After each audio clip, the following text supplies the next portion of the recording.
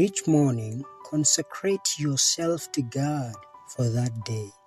Surrender all your plans to Him, to be carried out or given up as His providence shall indicate. Thus, day by day, you may be giving your life into the hands of God, and thus your life will be molded more and more after the life of Christ. With God at dawn, the first light of the day with God, a daily devotion by Ellen G. White. 5th October. He will remember our sins no more. God's covenant. And they shall teach no more every man his neighbor, and every man his brother, saying, Know the Lord. For they shall all know me, and I will remember their sins no more. Jeremiah chapter 31, verse 34. While Jesus is pleading for the subjects of His grace, Satan accuses them before God as transgressors.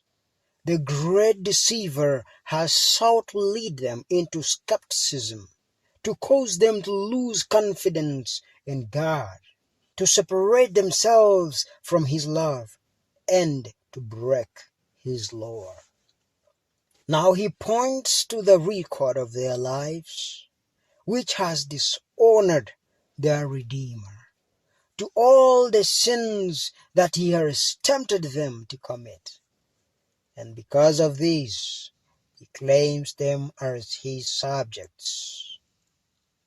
Jesus does not excuse their sins, but shows their penitence and faith and claiming for them forgiveness. He lifts his wounded hands before the Father and the holy angels, saying, I know them by name. I have graven them upon the palms of my hands. The work of the investigative judgment and the blotting out of sins is to be accomplished before the second advent of the Lord, since the dead are to be judged out of the things written in the books. It is impossible that the sins of men should be blotted out until after the judgment at which their cases are to be investigated. But the Apostle Peter distinctly states that the sins of believers will be blotted out when the times of refreshing shall come from the presence of the Lord, and He shall send Jesus Christ.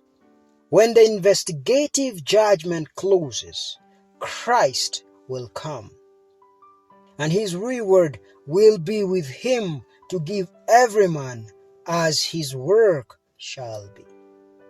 In the typical service, the high priest, having made the atonement for Israel, came forth and blessed the congregation. So Christ, at the close of His work as mediator, will appear to bless His waiting people with eternal life.